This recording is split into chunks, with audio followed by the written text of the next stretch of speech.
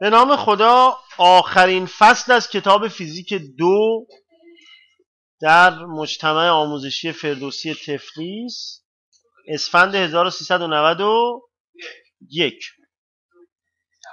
فصل آخر عنوانش هست گرما و قانون گازها. شما با گرما از بچگی آشنایید، میدونید که اگر به آتیش دست بزنید دستتون میسوزه.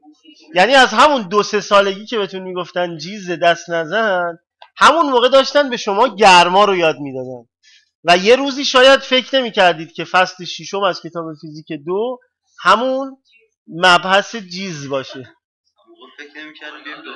خب بله، خب.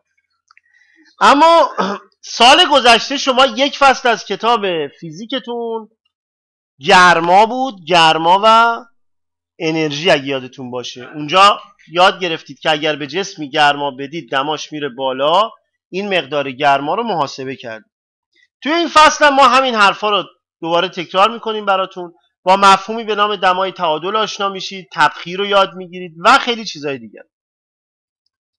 اولین در واقع مطلب اینه که ما بیایم رابطه دما رو با مولکول‌های ماده توضیح بدیم. ببینیم این دمای جسم چه اثری بر روی مولکول‌های اون ماده داره. دما و انرژی درونی. بچه‌ها هر وقت شما به جسمی گرما بدید دماش بالا بره، جنبش مولکول‌هاش زیاد میشه. خب جنبش مولکول‌ها که زیاد بشه، یادتونه پارسال یه جمله تو کتابتون بود انرژی درونی، میگفتیم مجموع انرژی جنبشی و پتانسیل ذرات رو میگیم انرژی درونی. جنبش که زیاد بشه کا زیاد میشه، انرژی جنبشی.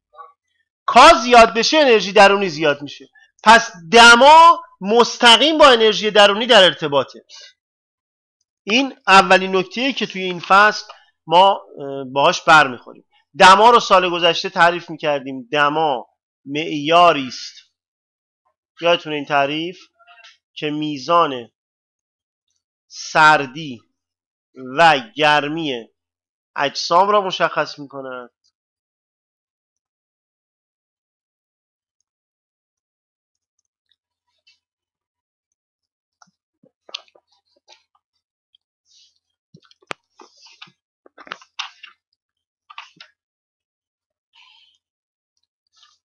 خب برای دما یکاهای مختلفی تعریف میکردیم. فعلا داریم راجع به دما صحبت میکنیم. یکاهای رایج برای دما. یکاهای رایج برای دما. 1. سلسیوس. یکای سلسیوس براتون آشناه دیگه، درسته؟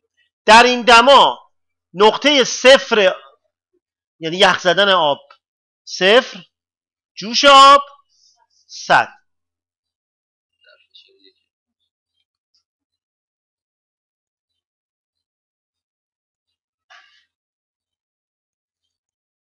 نقطه انجماد آب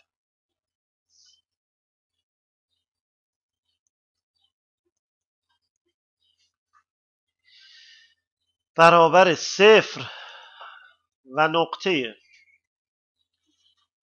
جوش آب برابر 100 می باشه. 100 درجه سیلیسیوس. با تتا معمولا این رو نشون میدن. یعنی این درجه بندی اگر بخوای دما رو نشون بدی با تتا نشون میدی. مثلا تتا مساوی 20 درجه سیلیسیوس. یه دما بر حسب سیلیسیوس رو معمولا با تتا نشون میدن. یکای دیگری که شاید سال گذشته هم براتون گفتن کلوینه. 2 کلوین. در سیستم اندازه‌گیری کلوین، در این سیستم نقطه انجماد آب مثبت 273 و نقطه جوش آب مثبت 373 درجه کلوین. اینو با کا باشه. بچه ها معمولا دماهایی که با کلوین باشه با تی بزرگ نشون میدن. مثلا می نویسن 293 درجه کلوین، مبناش درجه. حالا رابطه سیلیسیوس کلوین چی میشه؟ رابطه سلسیوس کلوین رابطهش میشه T برابر است با تتا به اضافه 273. خب این یعنی این که اگر من درجه سلسیوس رو با 273 جمع کنم درجه چی به دست میاد؟ کلوین به دست میاد. چراش خیلی واضحه دیگه، چون این 273 تا صفر اون 273 اینه، 273 تا جمع شده با این. خب بچه ها یه نکته من بگم راجع به صفر کلوین. نکته صفر کلوین برابر منفی 273 یه ممیز 15 هم هست درجه سلسیوس است. این دما پایین ترین دمایی است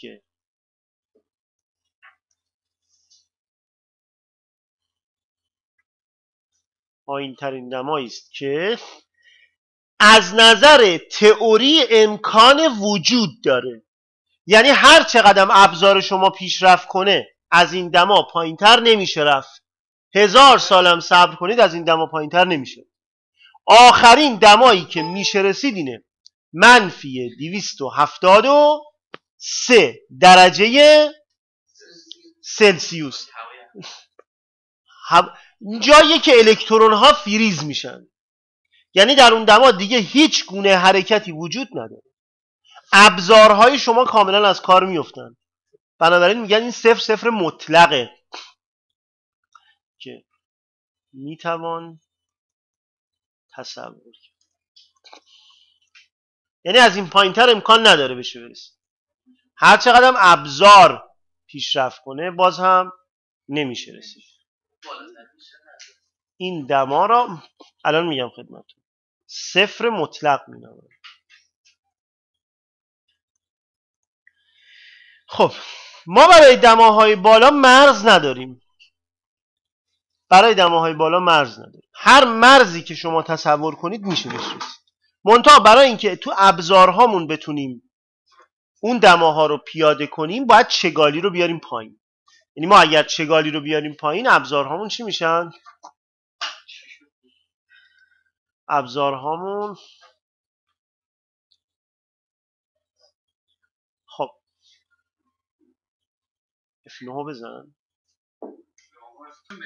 خب اما بعد از اینکه شما با ابزارهای با واحدهای رایج برای اندازه‌گیری دما آشنا شدید، حالا باید بیاد با دماسنج‌ها آشنا بشید. دماسنج‌ها هم باز چند نوعن و مدل‌های مختلفی دارن. چی رو؟ بله فارنهایت. دمای فارنهایت رو هم اضافه می‌کنیم با توصیه یکی از دوستاتون. بله. میتونید سومین دمای فارنهایت رو بنویسید. فارنهایت. یکای فارنهایت.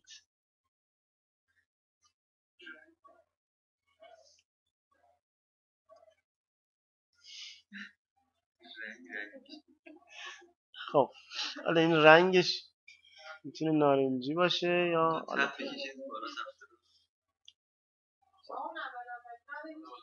خب گوش بدید.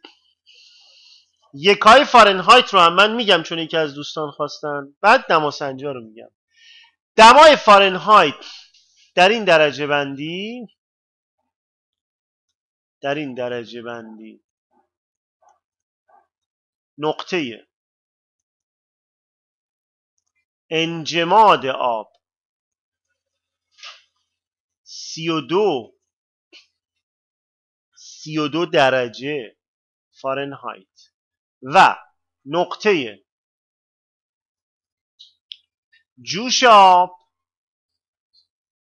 212 درجه فارنهایت است. خب دو تا دماسنج رایج داشتیم، دو تا یکای رایج داریم، سیلیسیوس، کلوین. فارنهایت هم یکاییه که توی خیلی از کشورها به عنوان مبنای دما استفاده میشه. اما اگر بخواید اینا رو تبدیل کنید به سیلیسیوس، تبدیل فارنهایت به سیلیسیوس.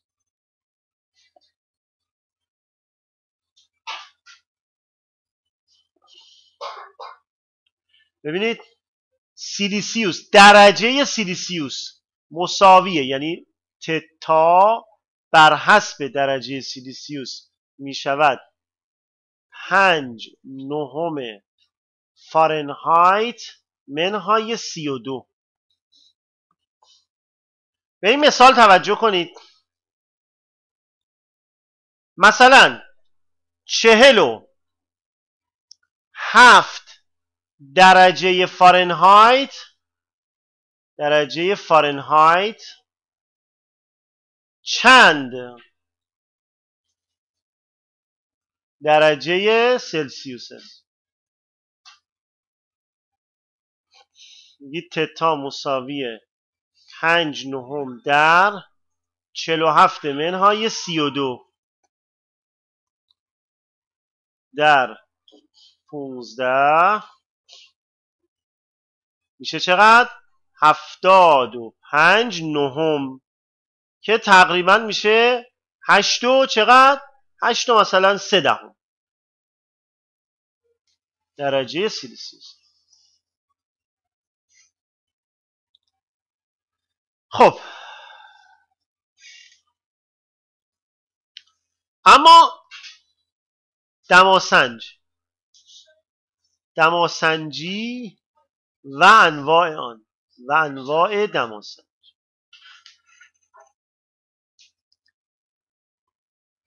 بچه ها چند جور دماسنج میشناسید؟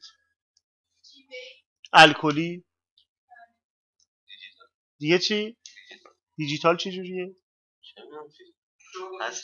دیجیتال هست، لیزری هست، ترموستاتی هست، ترموکوپلی هست و دماسنج های متر. درسته؟ ترموستات هم خودش یه جور دماسنج دیگه، دماپا. دماسنج هایی هست به نام تفسنج نوری. خب دماسنج های که با رنگ از طریق نوری که گسیل میشه تشخیص میدن. خب. اما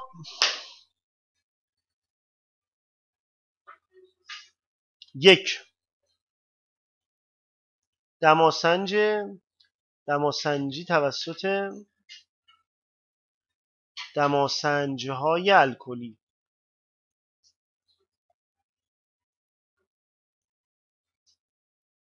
این دماسنج‌ها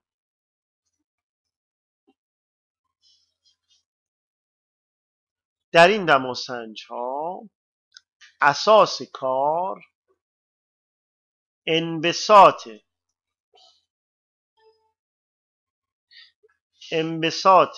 مایع درون لوله شیشه‌ای خالی از هواست.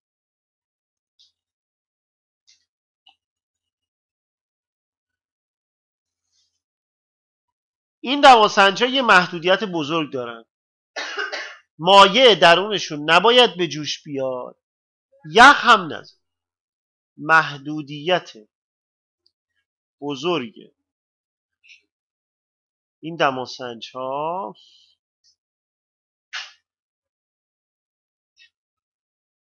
آن است که مایع درون آن نباید یخ بزنند و نباید چی؟ به جوش بیاد. بله به جوش بیاد. تبخیر که ممکنه ولی چون فضا کوچیکه دیر تبخیر. جوش بیاد آخه اینا چون توی اون لوله چیز دارن خلأ، درسته؟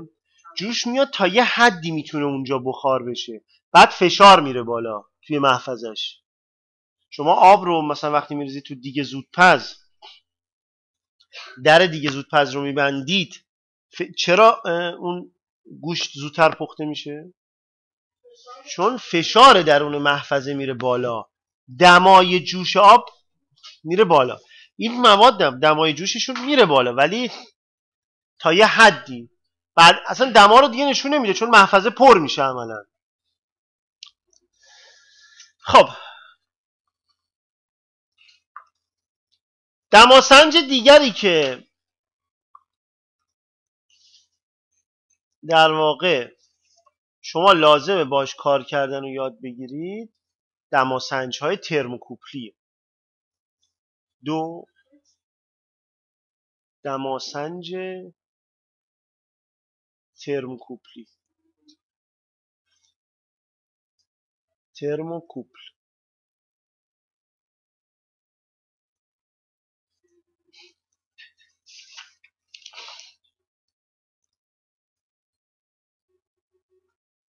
ترموکوپل یه دونه واو من اضافه گذاشتم. یه لحظه اجازه بدید. ترموکوپلی اینجوری میشه، یا دماسنج ترموکوپل. ترموکوپل یا ترموکوپل.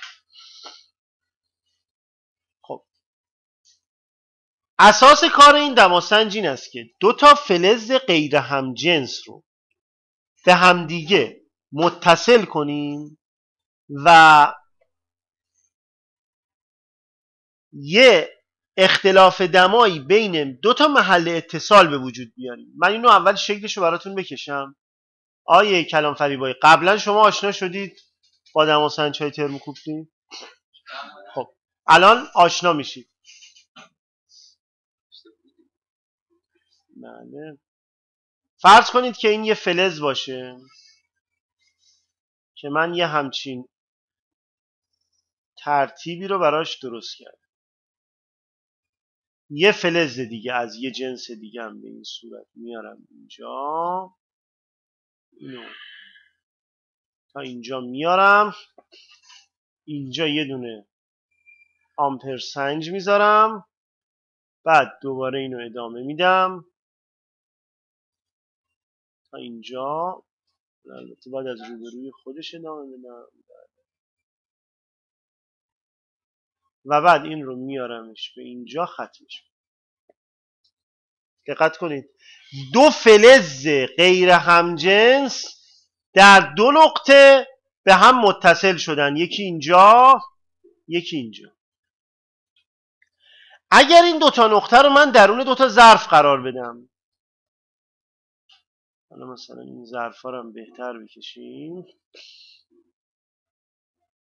این یه ظرف اینم یه ظرف دیگه، که اینها هر کدومشون دوتا مایع یا اصلا دوتا جسم دوتا دمای مختلف باشن. مثلا این باشه دمای تتا یک، این باشه دمای تتا دو. اون وقت این آمپرسنج ما، این آمپرسنج، این آمپرسنج. آمپرسنج وسیله‌ایه که عبور جریان رو نشون میده. اگر بین تتا یک و تتا دو اختلاف دما وجود داشته باشه، آمپرسنج عبور جریان رو نشون میده. این خودش میشه یک ابزار اندازه‌گیری دما که مزایای خیلی زیادی هم داره. خب برای دماسنج ترموکوپلی پس این دماسنج از دو فلز چی؟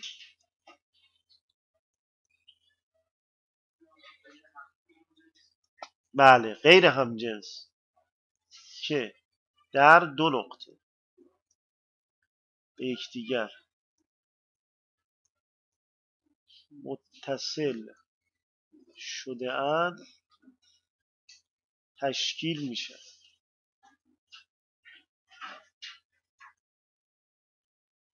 اگر بین دو نقطه اتصال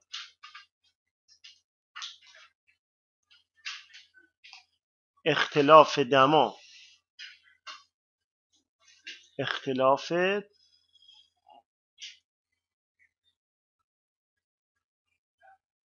وجود داشته باشد، آمپرسنج عبور جریان را نشان میده. آمپرسنج عبور جریان رو نشون میده، یعنی به شما 1 میلی آمپری رو ممکنه با توجه به اختلاف دما یا کمتر یا بیشتر به شما بده. اینو بهش میگن ترموکوپل. این ساختاری رو که اینجا میبینید بهش میگن ترموکوپل. بله؟ خب شما اینو باید کالیبرش کنید.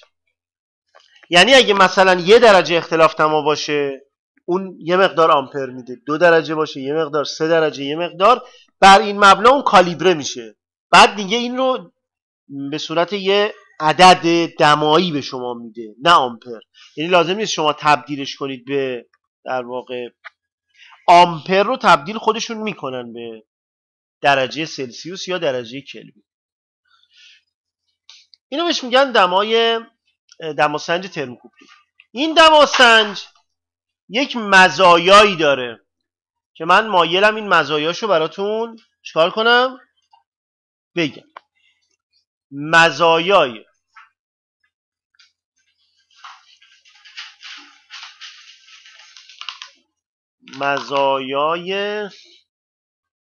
دماسنج چی؟ دماسنج های ترموکوپل.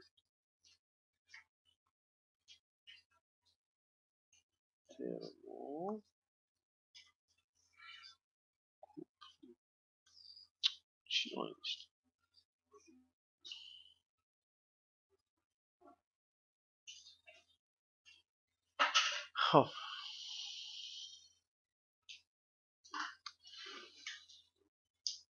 یک،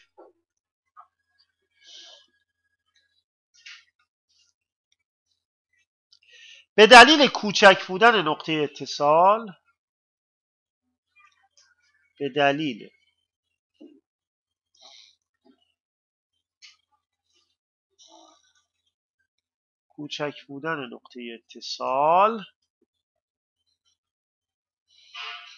دقت یعنی به سرعت واکنش نشون میده به دما و دقت اندازه گیریتون میره بالا. تغییرات دمایی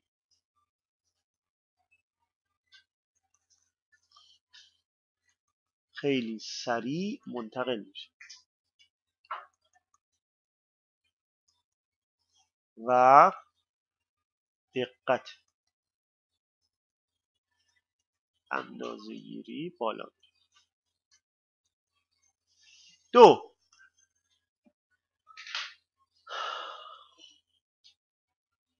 خروجی این دماسنج ها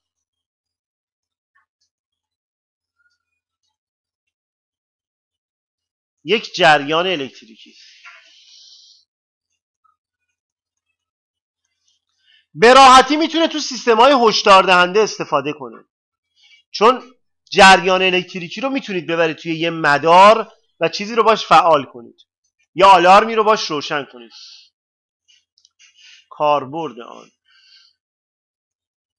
در سیستم‌های گوناگون مانند هشدار دهنده ها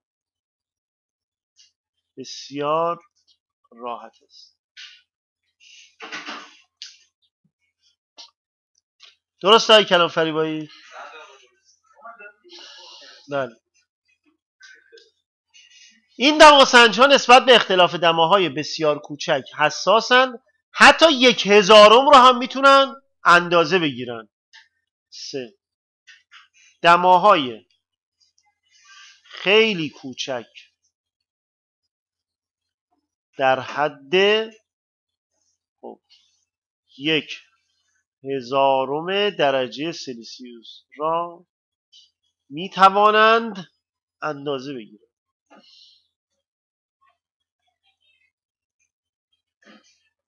و 4.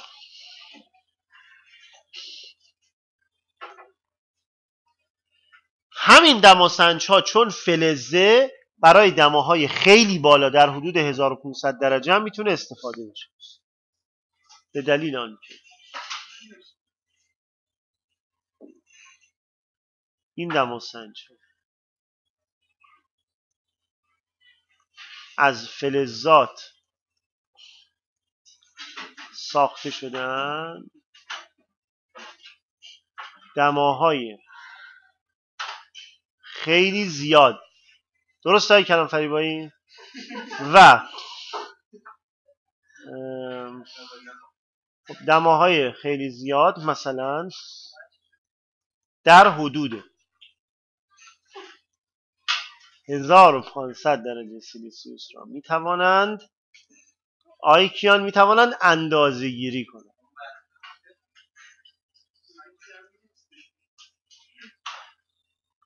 خب اینم از مزایای ترموکوپل. اما یه درس دیگه بگم، فکر کنم امروز به پایان برسیم، در واقع درسمون به پایان، اونم تعبیر مولکولی دما. تعبیر مولکولی دما.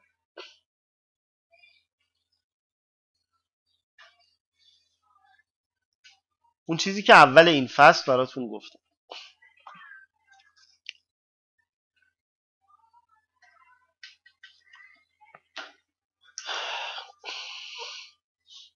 دو تا نکته رو اینجا من میگم و بحث خودم رو به پایان میرسونم. همون دو تا نکته‌ای که اشاره کردم. 1.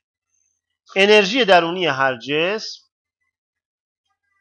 انرژی درونی هر جسم برابر است با مجموع انرژی جنبشی و پتانسیل ذرات آن جسم. 2. افزایش انرژی درونی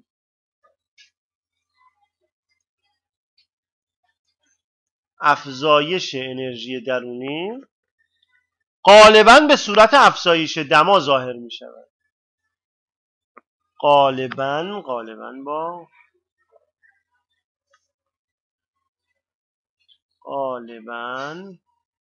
به صورت افزایش دما ظاهر میشه. بنابراین دمای هر جسم متناسب است با انرژی جنبشی متوسط مولکول های آن. از این دوتا من یه نتیجه میگیرم که اینو براتون توضیح میدم.